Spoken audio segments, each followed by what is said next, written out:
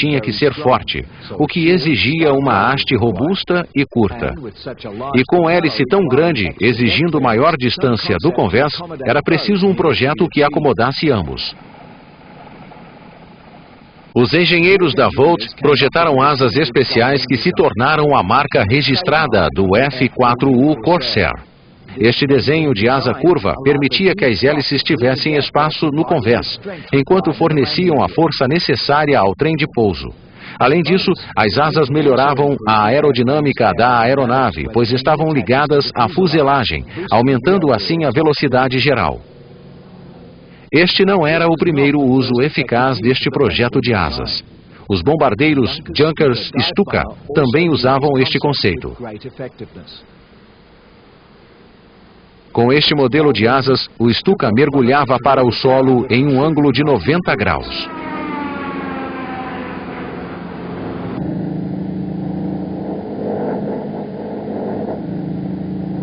Da velocidade normal de 410 km por hora, os Stukas aceleravam até 540 km por hora e mergulhavam 1.300 metros.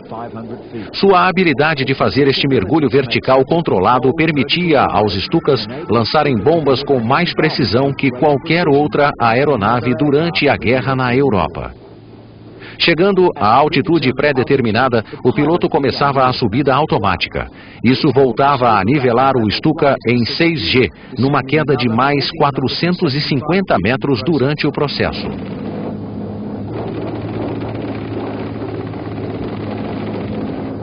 Em maio de 1938, o protótipo da Vought, renomeado como XF-4U-1 Corsair, ganhou a licitação contra outras excelentes aeronaves. Uma delas era o Grumman F-4F3, uma versão do Wildcat, que depois se tornou o F-6F Hellcat, que também passou a usar o motor R2800. O novo XF-4U Corsair 1 se tornou o primeiro caça americano a fazer 650 km por hora. As diferenças dos conceitos entre o bem-sucedido Hellcat e o Corsair 1 são melhores descritas através de seus projetos. O Hellcat sacrificou um pouco de seu desempenho para conseguir pousos mais seguros e com menores velocidades nos porta-aviões, enquanto o Corsair foi projetado para ser um avião de porta-aviões, mas objetivando o desempenho. Infelizmente, foram essas dúvidas sobre a segurança do Corsair que inicialmente o fizeram ser usado apenas para operações baseadas em terra. Foram as unidades adquiridas pela Força Aérea Britânica que influenciaram a Marinha Americana a reavaliar e aceitar o uso do F-4U Corsair em porta-aviões. Os ingleses tinham vasta experiência com aeronaves para porta-aviões e sua opinião era respeitada. Rapidamente, os pilotos britânicos vieram a apreciar muito o desempenho do Corsair. Com algumas modificações no trem de pouso para redução do impacto e a adoção de uma aproximação em curva para o pouso para se manter a visibilidade dos pilotos, o F-4U entrou em operação. Mais uma modificação era necessária, a retirada de 10 centímetros de cada asa para melhor acondicionamento nos convéses inferiores dos pequenos porta-aviões ingleses. Os fuzileiros americanos, baseados no recém-adquirido campo Henderson, em Guadalcanal, lutavam contra os japoneses pela posse daquele território. Foi através de táticas de guerra e por estarem em maior número que os F-4F Wildcats dos fuzileiros puderam sobrepujar os invencíveis Zeros japoneses. Com os danos causados pela guerra, as condições primitivas e uma imensa pista de decolagem, logo o campo Henderson estava repleto de aeronaves danificadas. A batalha durou 5 meses. Por fim, em janeiro de 1943, os japoneses desistiram de Guadalcanal, mas eles ainda combatiam em outros locais. Em 12 de fevereiro, os fuzileiros receberam os primeiros F-4U e no primeiro dia, muitos pilotos ficaram por até 9 horas em ação. No dia seguinte, os caças escoltaram os bombardeiros a Bougainville. até então eram desconhecidos por causa do grande número de aeronaves existentes.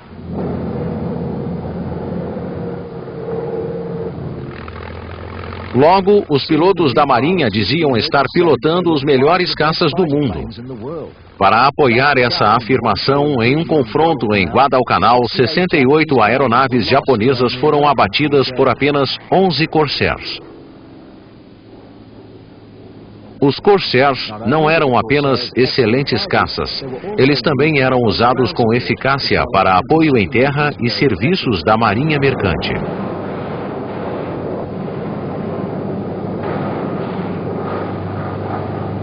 Com a chegada dos F-4U Corsairs, os japoneses perderam sua superioridade aérea no Pacífico.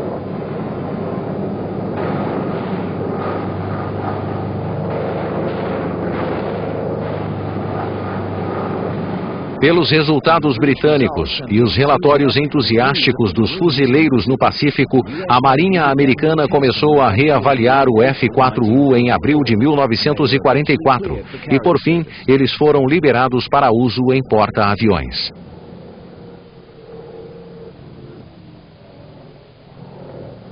Isso veio a calhar, pois a máquina de guerra japonesa havia começado a empregar as operações kamikaze, e a força do Corsair era muito necessária.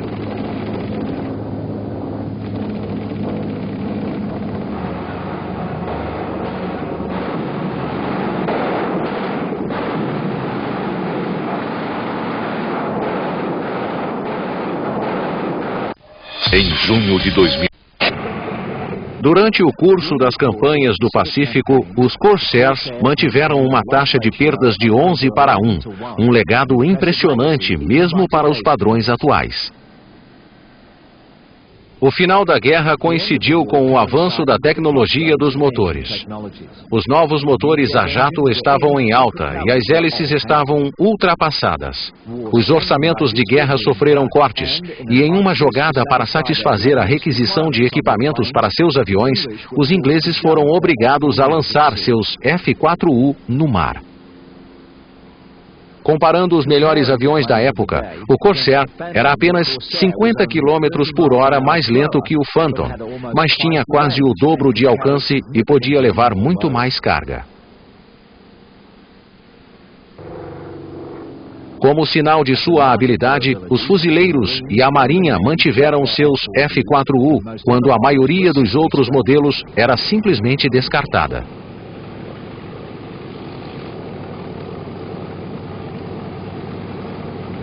Com relação aos aviões ingleses, no mesmo período, eles desenvolveram os Hawker Typhoons e os Tempestes para a criação dos Sea Furies.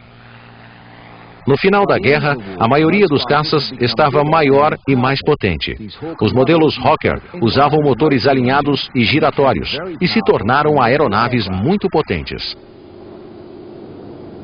O último desenvolvimento sofrido foi a adaptação de um motor giratório Centaurus VX ao Sea Fury, que alcançava 2.550 cavalos. O Sea Fury era uma aeronave incrível, um duro combatente em ataque, com controles leves e de boa resposta, e desempenho excelente. Hoje em dia, tanto o Sea Fury quanto o Corsair se tornaram os preferidos dos restauradores de aeronaves. Esses Sea Furies foram pilotados recentemente na Tasmânia em um show aéreo. Mesmo hoje, o desempenho desses aviões é inspirador. Suas formas clássicas e o ronco de seus motores sempre atraem multidões que esperam ver um pedaço da história da aeronáutica.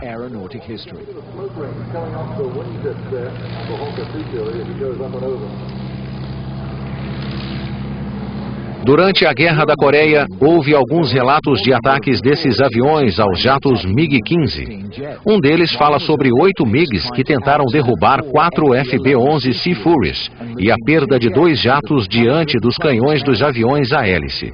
Outros 2 MiGs foram atingidos, enquanto os Sea Furies voltavam em segurança a seus porta-aviões. Enquanto os F-4U eram pesados, como era comum na época, os FB-11 eram uma versão mais leve de seus ancestrais, os Typhoons e os Tempests.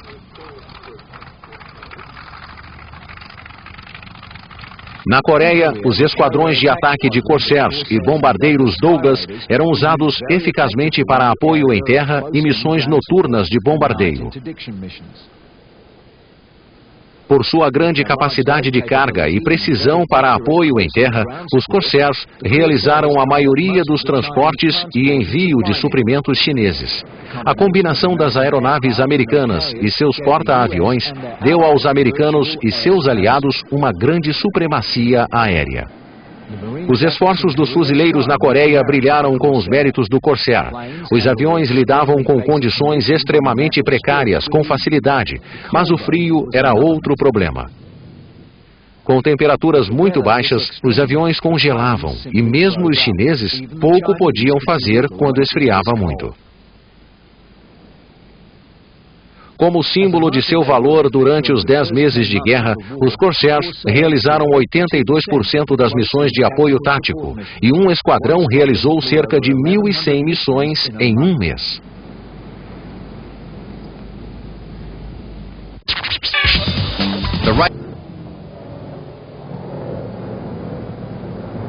A produção dos Corsairs cessou em dezembro de 1952 e até dezembro de 1954 todas as unidades em serviço foram enviadas para a reserva. O último Corsair, de número 12.571, foi entregue em fevereiro de 1953 e o último pouso de um F-4U Corsair em um porta-aviões foi feito no USS Valley Forge em 1956. Na década de 60, alguns países ainda os mantinham em uso, mas seus dias estavam contados e eles foram substituídos por jatos mais novos e mais rápidos, quando por fim eles se tornaram obsoletos. Nesta época, a Volt já produzia jatos. Seu primeiro projeto foi o XF-6U Pirate, mas seu desempenho era fraco em comparação com as configurações mais potentes das aeronaves dos concorrentes.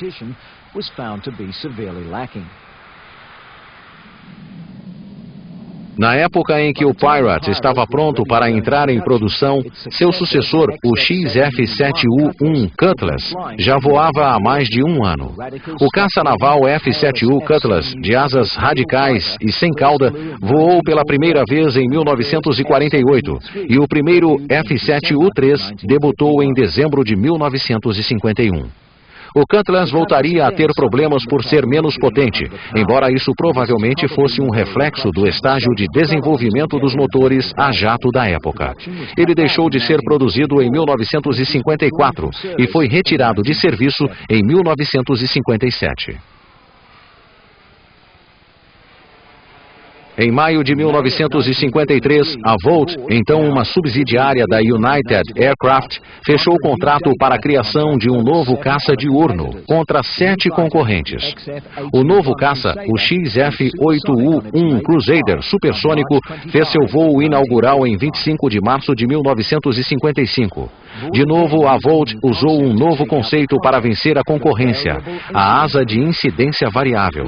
Este novo modelo de asa resolvia os problemas de pouso do Cutlass. Para decolagem e para aterrissagem, as asas do XF-8U podiam ser deslocadas em 7 graus, permitindo que ele assumisse um ângulo mais alto de ataque, diminuindo a velocidade de aproximação e de decolagem. Isso também mantinha a fuselagem nivelada e dava boa visibilidade ao piloto. Além disso, a seção central das asas erguidas atuava como um freio aéreo, reduzindo a velocidade ainda mais no pouso, o que aumentava a segurança e o controle nas aterrissagens. Hoje em dia, o Crusader tem reputação de ser difícil de vencer. Ele é incrivelmente manobrável, tem excelente desempenho e um ataque poderoso.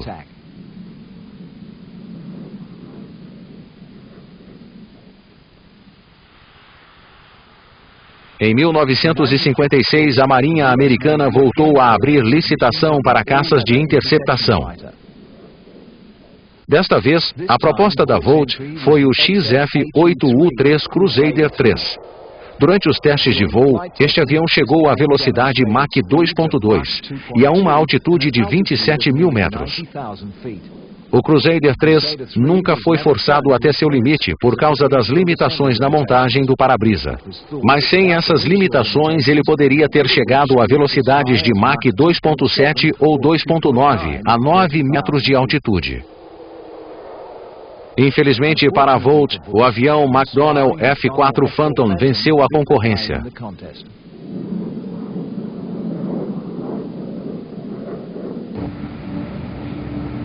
Em 11 de fevereiro de 1964, a Volt fechou o contrato para a fabricação do A-7 Corsair II subsônico. Ele foi desenvolvido a partir do XF-8U supersônico, mas foi o primeiro projeto supersônico adaptado para se tornar subsônico. Embora o parentesco com o F-8U seja evidente, na verdade o Corsair II era um avião totalmente novo. O A-7 voou pela primeira vez em 27 de setembro de 1965, 4 semanas antes do previsto, e foi adotado pela Força Aérea e pela Marinha. Em abril de 1968, os fuzileiros navais americanos receberam os primeiros A-9DS. Eles foram os primeiros caças subsônicos do exército americano em 15 anos. Os A-9 Corsair II voariam por cerca de 20 anos e só foram substituídos pelos F-18 Hornets em 1985. O último dos 850 A-7S foi retirado do estoque da Marinha após sua participação na Operação Tempestade no Deserto de 1991. Em sua época, essas foram as melhores aeronaves de combate já produzidas. Infelizmente, o A-7 Corsair foi o último caça totalmente projetado e produzido pela empresa. Sua realização, neste período, dos primeiros trens de pouso aos últimos caças movidos a hélice, e sua entrada na era do jato, mostram como a empresa Volt ganhou o respeito alcançado ao longo dos anos.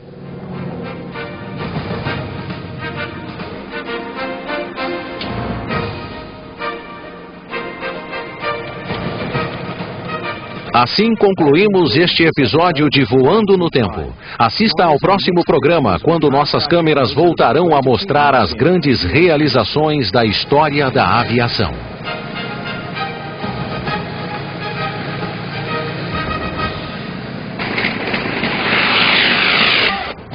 A criação do porta-aviões começou assim que os irmãos Wright decolaram. Mas foi só na Segunda Guerra Mundial que as plataformas de decolagem flutuantes foram testadas em combate.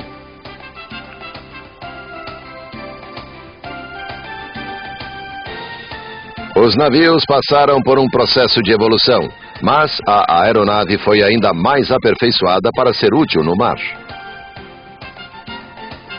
Esta semana nós exploramos as origens do porta-aviões e o Grumman Hellcat.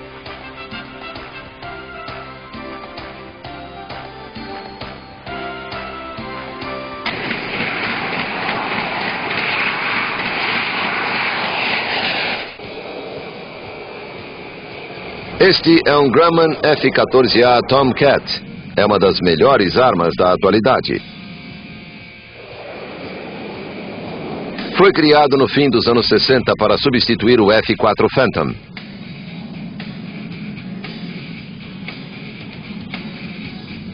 Para decolar, o avião é lançado a 60 metros por uma catapulta. Nessa distância, o avião terá acelerado para 275 km por hora em 2 segundos e meio.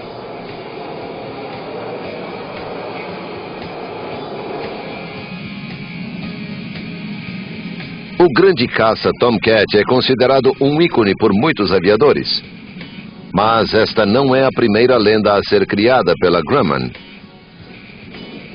Na Segunda Guerra Mundial, a criação e o aperfeiçoamento de aeronaves se aceleraram e resultaram em excelentes aviões. No entanto, o recorde militar do Grumman Hellcat continua intacto. Este avião era completo, tinha velocidade, manobrabilidade e era muito resistente. Ironicamente, um dos melhores caças da história não recebeu muita atenção. O F-6F Hellcat foi produzido às pressas e entrou em combate em 31 de agosto de 1943. Hoje, após muitos erros e acertos, é possível operar aeronaves em porta-aviões com sucesso. O jato Harrier Jump é um exemplo de um caça naval moderno.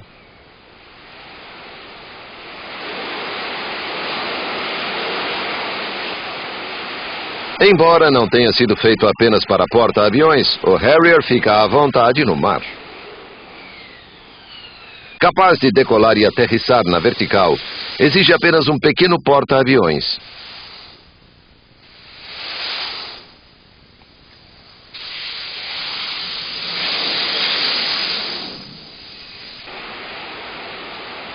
Em uma operação naval de menor porte, o avião pode até decolar e pousar em um heliponto de navio.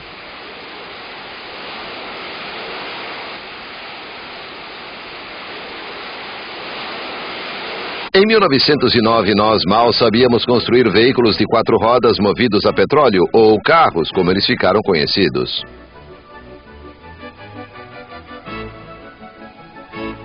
Mas alguns visionários já estavam adaptando o motor de combustão interna para mover aeronaves.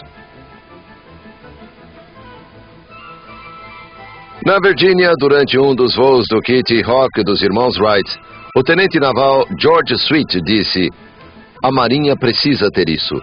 Será muito importante para nós." Com essas palavras, Sweet instigou a união dos poderios aéreo e naval.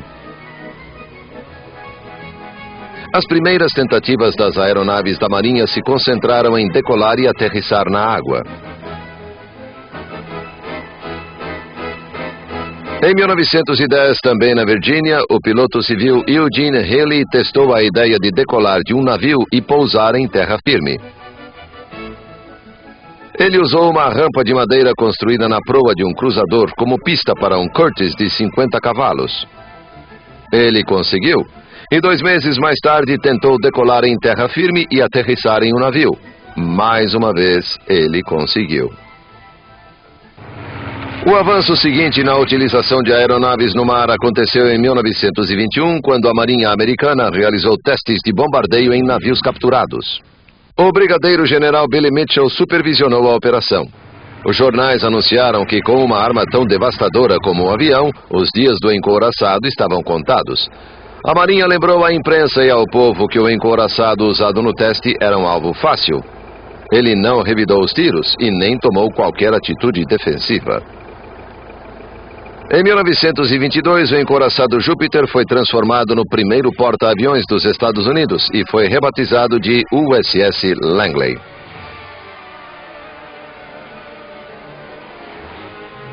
Cabos de frenagem foram instalados no convés. E ganchos foram instalados nos aviões para fisgar os cabos e fazer o avião parar. Ainda não havia sistemas de freios para aviões e os pilotos voavam sem cintos de segurança.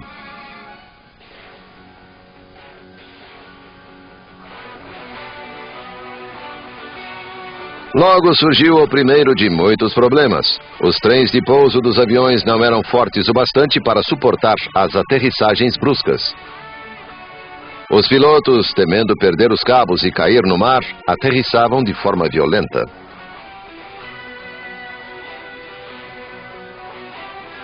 A empresa Hawke, que construiu a maior parte dos primeiros aviões, sabia que enfrentaria problemas para construir um avião que suportasse os rigores dos pousos em porta-aviões. Embora os aviões da época fossem lentos e planassem bem, sua estrutura era leve. Os designers precisavam reforçar o avião sem acrescentar peso. Metais leves e resistentes como o titânio ou materiais como a fibra de carbono ainda não existiam. O reforço tinha um preço, mais peso. No entanto, algumas soluções eram simples e provaram que os aviões poderiam operar a partir do Langley. Entre elas, projetar aviões que davam melhor visibilidade ao piloto sobre o nariz da aeronave para ajudar na aterrissagem, e aumentar a largura do trem de pouso para obter mais estabilidade e melhores procedimentos de treinamento. Os britânicos também estavam desenvolvendo decolagens no mar. Tiveram a ideia de usar uma pista flutuante. Ela não foi muito bem sucedida. Os britânicos voltaram para o porta-aviões convencional e enfrentaram os mesmos problemas que os americanos.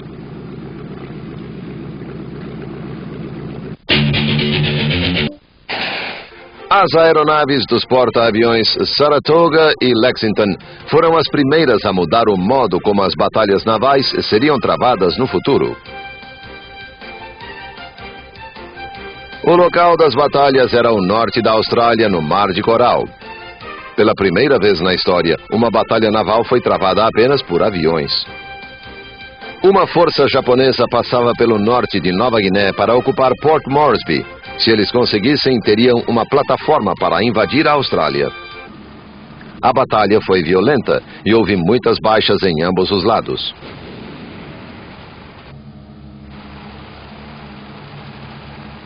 O convés de voo do Yorktown foi atingido por uma bomba, mas sobreviveu. O Lexington, porém, foi atingido 3 vezes e afundou naquela noite. Um destroyer e um petroleiro também foram a pique. Os japoneses perderam um porta-aviões e outro ficou danificado. Um mês após o Mar de Coral, códigos japoneses foram decifrados e a informação foi devastadora para os americanos. Eles ficaram sabendo que o almirante Yamamoto planejava atacar as estratégicas ilhas Midway. Este conflito ficaria conhecido como a Batalha de Midway.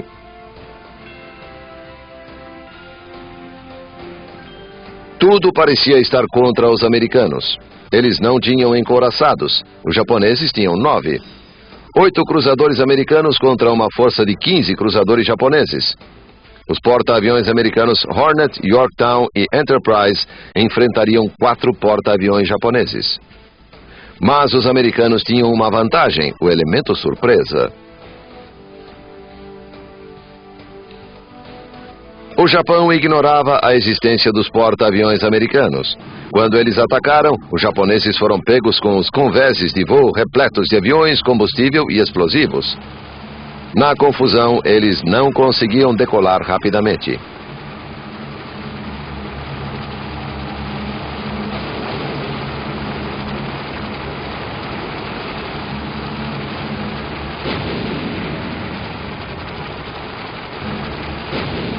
Quando a batalha terminou, todos os porta-aviões japoneses e um cruzador haviam sido afundados.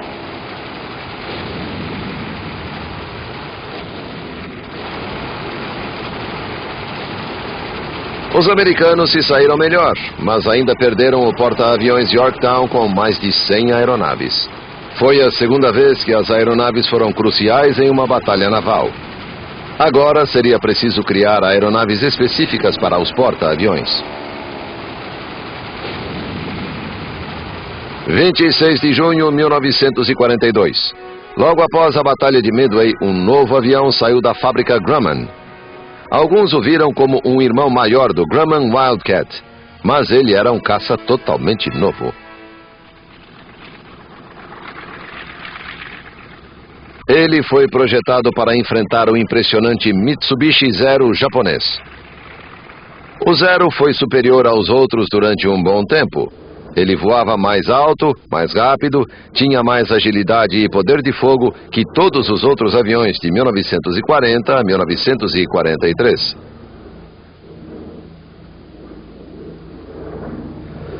Um Curtiss P-40 ou um Wildcat podiam mergulhar mais rápido, mas em todos os outros aspectos, o Zero era imbatível. Em uma batalha aérea, 23 Zeros enfrentaram 50 caças P-36 e P-40 holandeses e americanos.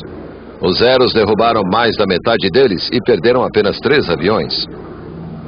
O Hellcat estava prestes a desafiar essa superioridade aérea. Relatórios de combate disseram aos engenheiros da Grumman que pequenos aperfeiçoamentos nos Hellcats melhorariam ainda mais o desempenho dele. Um sistema de injeção de água foi instalado no motor para dar ao piloto explosões extras de velocidade em uma emergência. A engenharia da aeronave também era impressionante. Nunca antes ou desde então, tantos aviões saíram de uma única fábrica. Mas 3 anos após a entrega do primeiro Hellcat, ele deixou de ser produzido.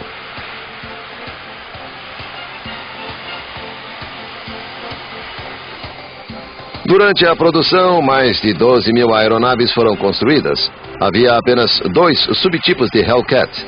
A única diferença entre os dois é a janela extra atrás da cabina do modelo 3. Ela foi removida no modelo posterior por não ter utilidade.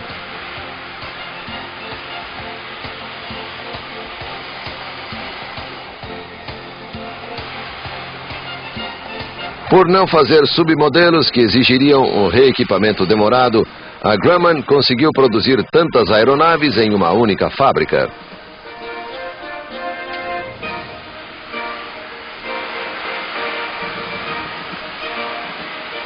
O outro fator que ajudava a produtividade era a organização. A fábrica era um modelo de qualidade em produção em massa.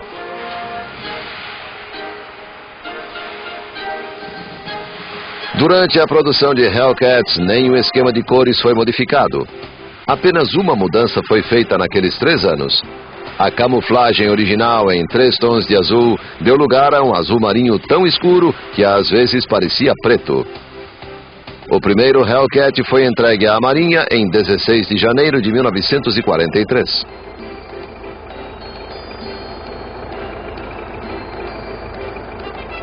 Quando o avião ficava pronto, pilotos de testes da Grumman anotavam as irregularidades.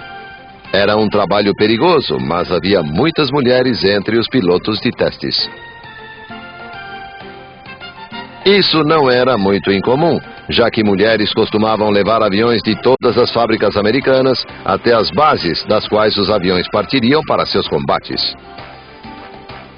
Além de pilotarem aviões, as mulheres também operavam a torre de controle e muitos outros aspectos do programa de testes. Mulheres testaram um avião que foi crucial para a vitória no Pacífico na Segunda Guerra Mundial. Em junho de 2000. O Hellcat foi projetado para ser usado em porta-aviões, embora alguns tenham decolado de bases terrestres. Os Hellcats foram enviados primeiro para os porta-aviões maiores, como o Essex. Devido às baixas provocadas pelo Zero, o Hellcat foi colocado em ação o mais rápido possível.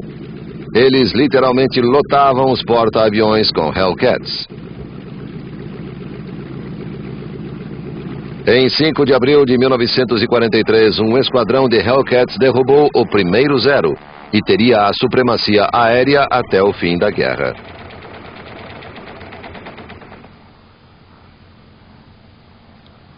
Um mês mais tarde, sobre a Nova Guiné, outro Zero foi derrubado.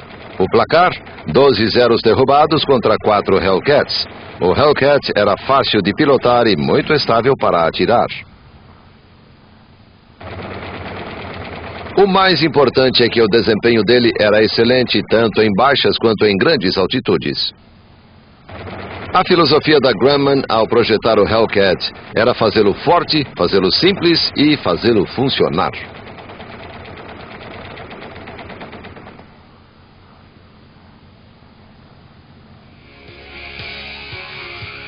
Na verdade, o Hellcat era uma máquina relativamente simples, era muito resistente e funcionava extraordinariamente bem.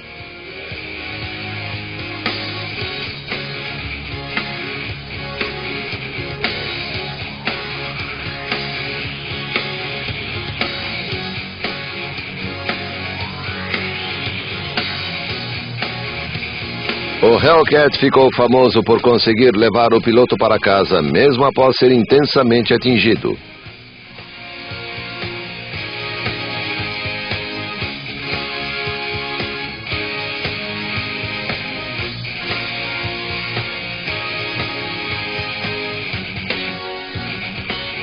Em junho de 1944, o Hellcat liquidou o Zero japonês.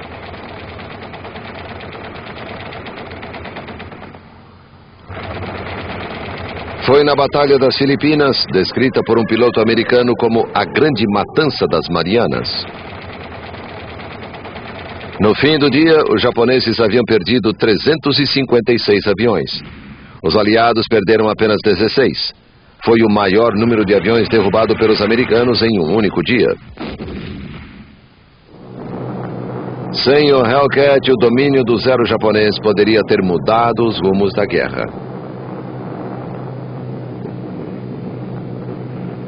Foi a capacidade do Hellcat em combater o Zero que garantiu a vitória aliada no Pacífico.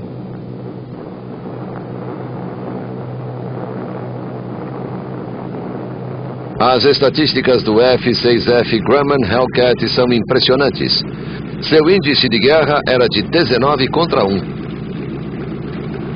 Dos 6.477 aviões japoneses derrubados sobre o Pacífico, os Hellcats derrubaram mais de 5.000.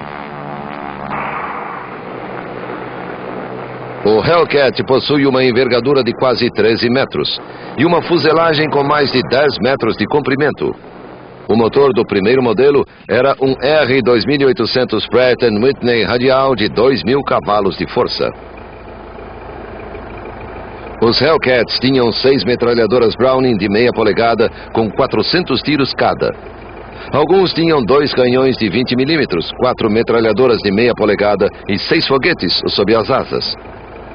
Os 900 quilos de bombas eram transportados em pilonos centrais. O avião voava até 600 km por hora, com ascensão inicial de 1.000 metros por minuto. O teto de voo era de 11.400 metros, com um alcance de 1.750 quilômetros.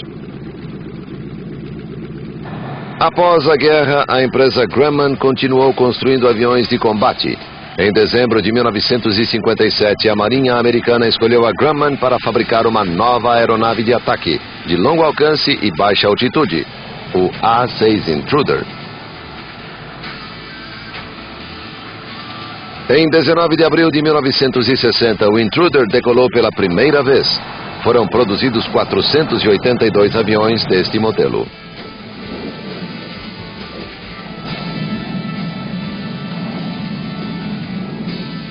O A-6E que vemos aqui decolou em 27 de fevereiro de 1970 com um sistema múltiplo de radar de navegação e ataque.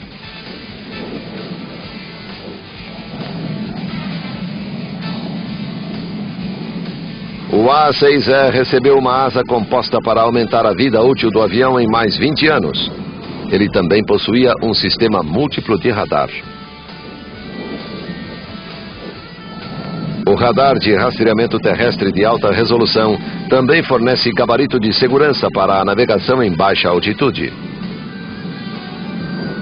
Os transmissores, os receptores e a câmera ficam sob o nariz, em uma torre com sensores para atacar alvos táticos à noite e em clima adverso.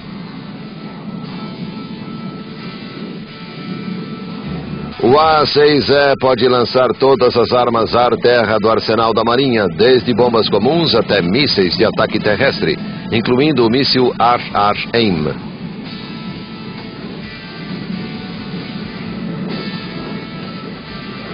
O sistema integrado de ataque, navegação e armas, comandado por 2 homens, melhora muito a coordenação, o domínio da situação e a segurança de voo dos tripulantes. Era um avião subsônico com 2 assentos, capaz de carregar até 6.800 quilos de munição.